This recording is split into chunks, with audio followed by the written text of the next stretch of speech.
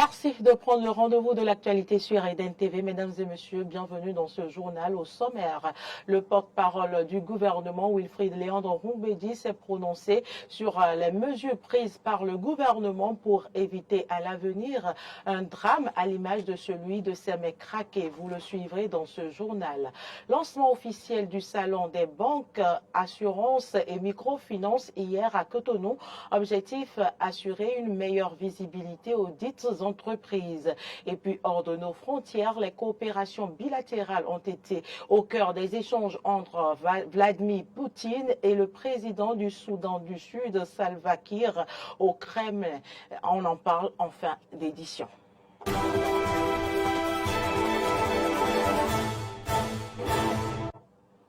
Merci de nous préférer pour vous informer. Suite à l'incident causé par l'essence de contrebande dans un entrepôt à Sémé-Craké, le porte-parole du gouvernement, Wilfried Léandre Rumbedi, est revenu au terme du compte rendu du Conseil des ministres de ce mardi sur les mesures prises par le gouvernement pour éviter à l'avenir un tel drame. Suivant ici ses explications. Cette activité ne saurait durer éternellement en la forme que nous lui connaissons. D'autant que le gouvernement a toujours été convaincu que c'est une question de politique intérieure au Nigeria qui favorise ou non cette activité. Et nous avons vu, par exemple, avec l'avènement d'un nouveau président, que la politique du Nigeria en la matière a changé. Cela impacte aussi cette activité chez nous. Mais il se fait qu'elle continue pour le moment. Sauf que ce gouvernement avait déjà pris la mesure de la situation depuis quelques années, à telle enseigne que depuis au moins 2 ans, je peux vous le dire, des séances de travail sérieuses ont eu lieu. La prospection a eu lieu hors de notre pays pour identifier des fabricants potentiels de mini-stations qui pourraient convenir à notre environnement afin que les acteurs soient reconvertis dans le secteur formel. Et pour tous ceux qui sont attentifs dans la ville de Cotonou notamment et environ, ils ont dû remarquer depuis quelque temps que sur certains axes, devant certaines devantures, il y a des socles en béton qui sont posés. C'est précisément parce que le gouvernement travaille sur la question que le comité qui est à pied d'œuvre a identifié en lien avec les mairies les endroits où les mini-stations pourraient être posées. Et je peux vous dire aussi que sur au moins 5000 mini-stations que le gouvernement avait décidé de commander, nous avions déjà réceptionné 2000 au moins, pour lesquels le travail d'étalonnage était en cours, lequel a été achevé, ainsi que le compte-rendu vient de l'indiquer la semaine dernière seulement. La société qui est en charge de ça a travaillé avec les maires des communes concernées, notamment les maires des communes du Grand Okoué, qui vont avoir dans la première phase le déploiement de ces mini-stations, ainsi que les communes dans lesquelles, à ce jour, il n'y a pas de station-service formelle identifiée.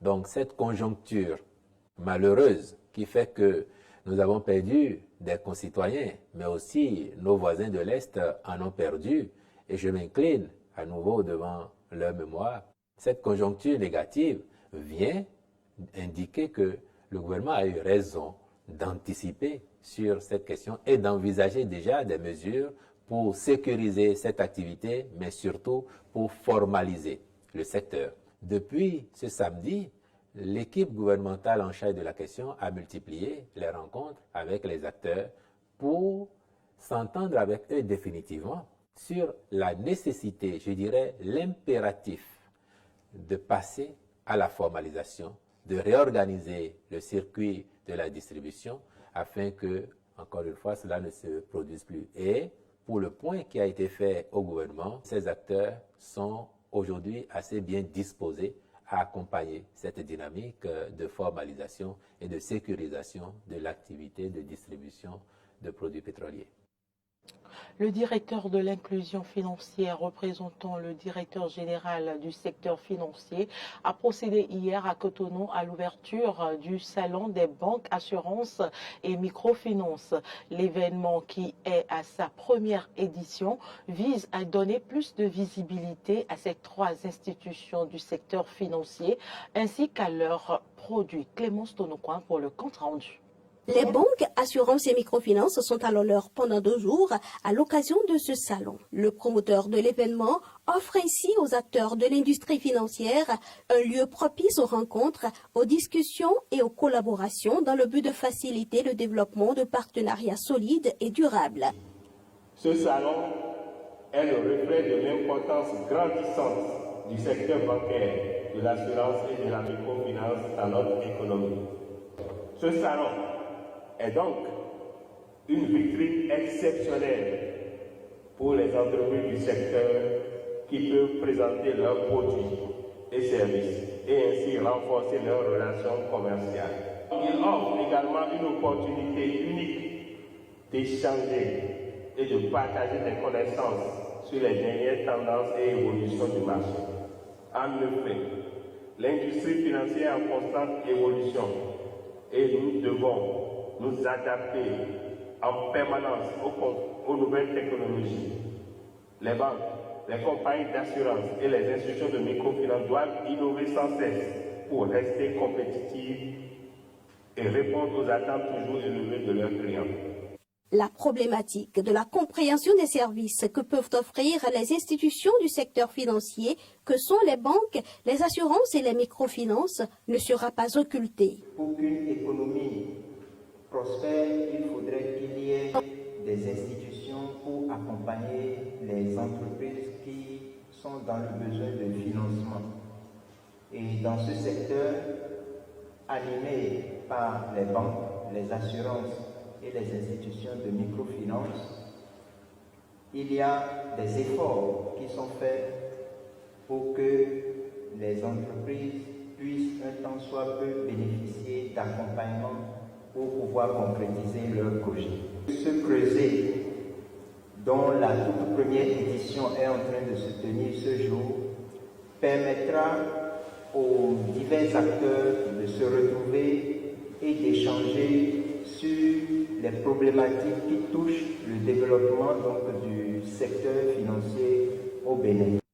Dans le souci de promouvoir l'inclusion financière, le gouvernement a adopté un certain nombre de stratégies. Pour le directeur de l'inclusion financière, représentant le directeur du secteur financier, le présent salon s'inscrit en droite ligne avec ces stratégies. Le gouvernement du président Patrice Talon a adopté à la fin du premier trimestre de cette année la stratégie nationale d'inclusion financière SNIF 2023-2027 qui ambitionne de porter à 85% le taux d'inclusion financière réel de notre pays à travers l'accessibilité, la bonne maîtrise des services et produits financiers proposés par des acteurs régulièrement agréés.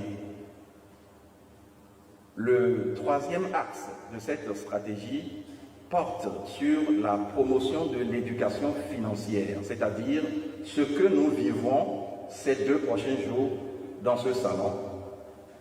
Au cours de ces 2 jours du Salon des banques, assurances et microfinances, il est prévu 6 communications. La nouvelle phase de l'opération de libération des espaces publics ne manque pas de faire des victimes. Les vendeuses installées sur les artères longeant la voie du marché Zeplac crient leur ras-le-bol. Elles se sont prononcées dans ce reportage de Arthur Wendo. Ils ont dit qu'il faut laisser une distance de 3 mètres.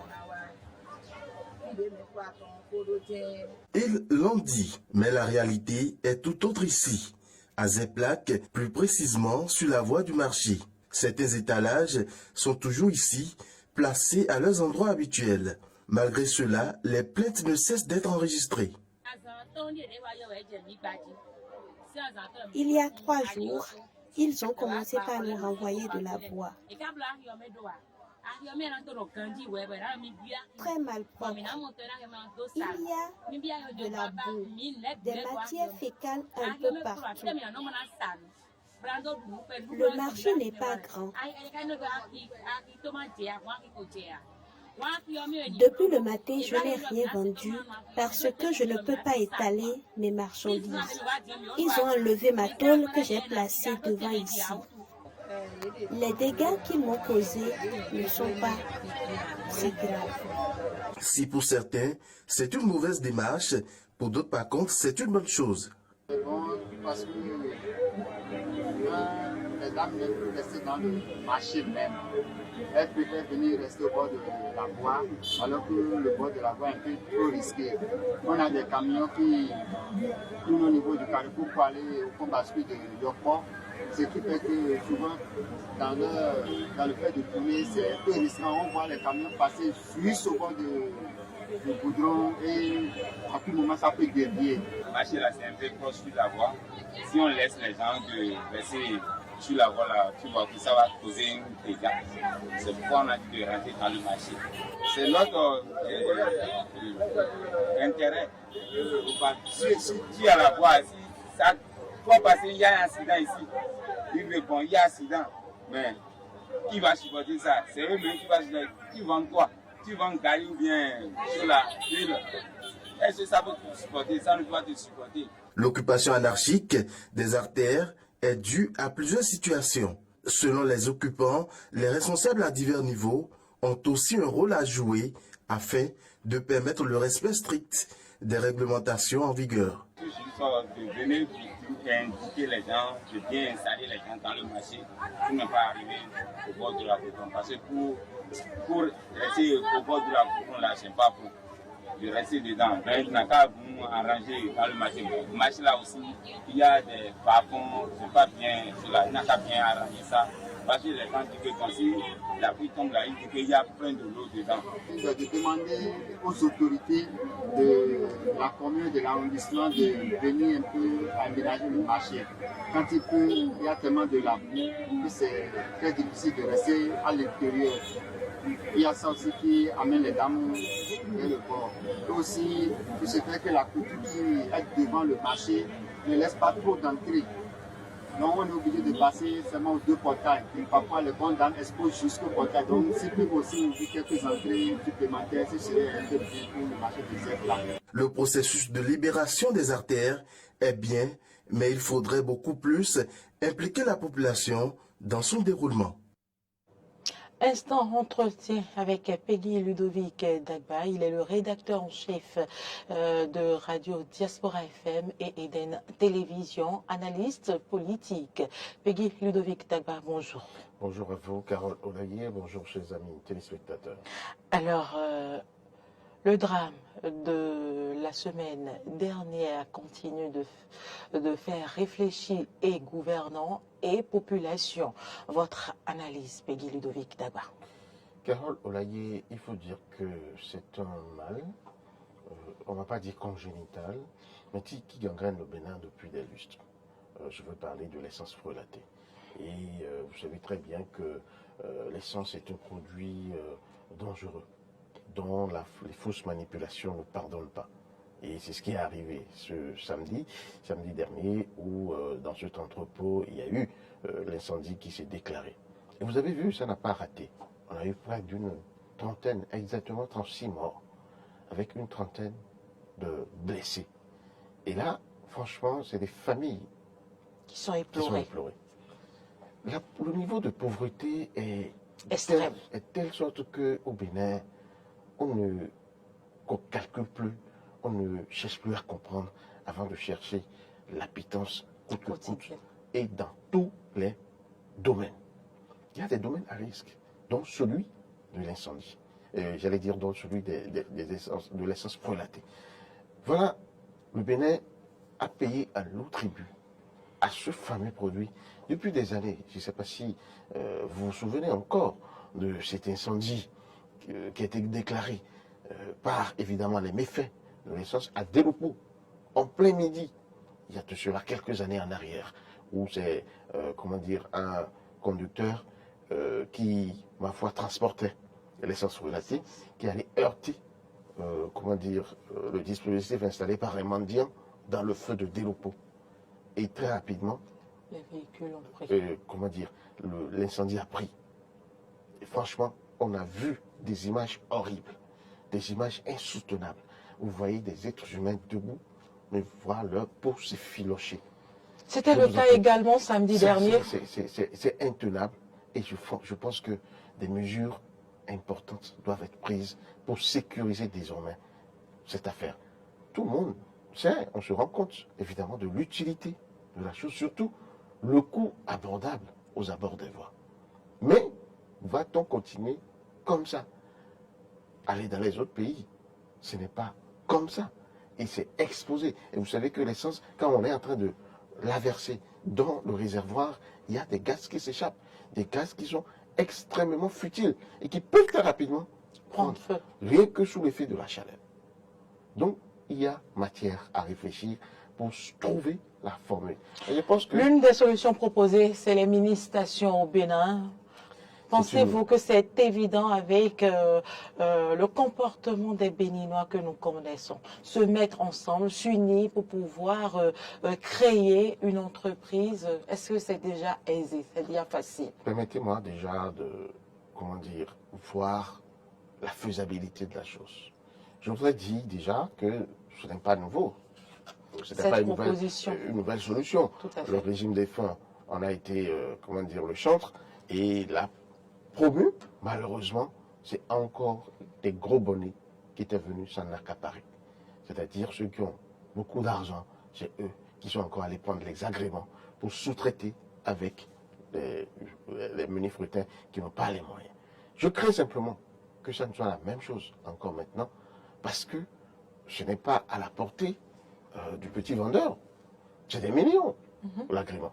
Et il faudra avoir des garanties. Heureusement, on nous a présenté, je crois, il n'y a pas si longtemps que ça, un spécimen de la mini-station. Et c'est un coût d'installation actuellement un peu partout, dans Aïdjedo, on va dire, à Ouedjoumende, au niveau de la route des pêches, j'en ai vu, et je pense que c'est une solution quand même parmi tant d'autres qui pourra permettre vraiment à ce qu'on puisse juguler cette affaire-là. Mais je parlais tantôt de la faisabilité, puisque vous posez le problème. C'est en se rassemblant, parce que le gouvernement l'a dit, c'est pour inciter ces acteurs de la filière essence relatée à se mettre ensemble, à mettre leurs énergies ensemble pour pouvoir acheter ces mini-stations-là. Mais les Béninois sont ce qu'ils sont. Il y a un risque là, on ne sait pas se mettre ensemble. Pourtant, c'est ce qu'on doit pouvoir faire maintenant, pour qu'ils puissent avoir la consistance de la somme que va demander cette mini-station. C'est un peu ça. Donc on va chercher à leur dire que c'est le moment maintenant d'attraper la balle au rebond afin de rapidement permettre à ce que cette mini-station soit une réalité. C'est de cela qu'il s'agit. Parce que c'est sécurisant. On va pouvoir, c'est des tanks, c'est des mini-tanks qu'on va enfouir dans le sol et qui sont sortis par des pistolets, et c'est par ces pistolets-là qu'on pourra évidemment servir les clients.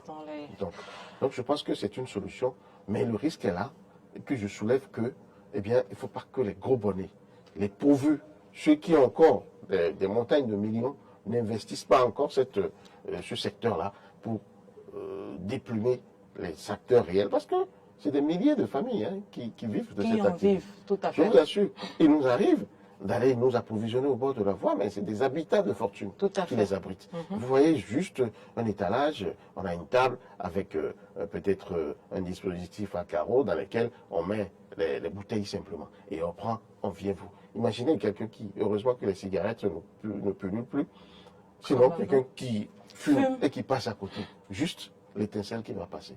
Donc franchement, il y a matière à réfléchir pour que ceci soit jugulé.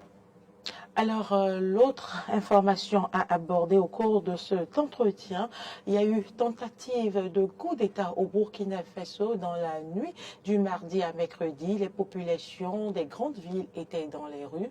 Peggy Ludovic Aïdaba. C'est la réaction normale. Quand le peuple est avec vous, ce n'est que comme ça. Parce que la démocratie est devenue le sang qui coule dans les veines des populations africaines et elles ont pris fait et cause pour cette démocratie-là. Moi, je vais vous dire ma religion sur la question. Je ne suis pas surpris. Parce que c'est un nouvel ordre qui est en train de s'établir. Et le nouvel ordre, tout le monde sait, suscite des turbulences, suscite des rébellions, on va dire. Des gens ne sont pas d'accord et tiennent Ah. Et piétinent surtout les intérêts. Les intérêts, d'accord. Ils veulent, comment dire, préserver l'ancien ordre qui leur permet certainement d'avoir droit à leur libéralité, à leur liberté dans ce qu'ils font, mais malheureusement qui arrière le pays. Donc, Ibrahima, le colonel Ibrahima subit évidemment le sort qui s'est cherché, on va dire, parce que c'est un nouvel ordre. Il y a des gens qui n'ont pas intérêt à ce que ce peuple-là puisse prospérer. Espérons Et qu'il moi, ne je finira pas comme Thomas Sankara et autres. Ah ben, c'est nous tous qui allons travailler comme ça. Déjà, la conscience populaire ouest-africaine doit être acquise à cette cause-là, pour qu'on préserve, en fait, les acquis de ceux-là qui sont venus et qui sont quand même en train de faire la volonté des Malheureusement, ce n'est pas le cas. Malheureusement, ce n'est pas le cas parce qu'il y a les démons qui agissent dans l'ombre, des gens qui n'ont pas intérêt à ce que les peuples africains se prennent en charge. Il est enfin arrivé le moment pour nous de nous prendre en charge. Carole Olaye, moi je vais vous dire une chose. Nous sommes des Africains. Nous sommes victimes des moustiques.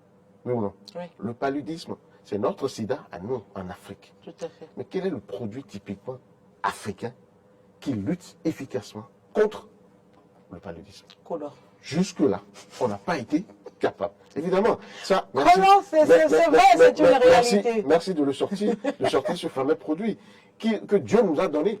Mais ça, c'est la nature qui nous l'a donné. C'est la nature. Mais autant que nous sommes avec les intellectuels que nous avons pu fabriquer, personne ne peut sortir une solution comme celle-là pour dire non, il y en a eu, il a été tout simplement combattu, vous le savez. Et le produit également. Quoi, Carole Olaye, c'est ça. On n'a pas tout le temps pour pouvoir... On n'a pas pu faire l'unanimité autour. Tout à fait. Imaginez ce qui est arrivé à M. Benjamin Agon dans ce pays. Tout à fait. Est-ce que c'est Benjamin, il s'appelle M. Agon? Agon Valentin. Voilà. Par rapport à son produit inventé pour lutter contre la Covid. Vous avez vu ce qui s'est passé.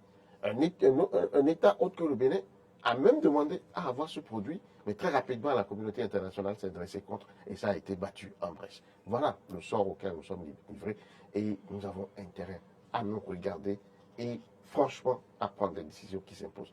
Mais encore, ce sont nos États qui pourront porter ces initiatives afin qu'elles puissent vraiment produire l'impact. Merci à vous, Peggy Ludovic Dagba. Je rappelle que vous êtes analyste politique. Et nous poursuivons ce journal au plan international. Vladimir Poutine s'est entretenu avec le président du Soudan du Sud, Salva Kiir, au Kremlin. Au cours de leurs échanges, les deux dirigeants ont discuté de l'agenda des relations bilatérales. Les détails.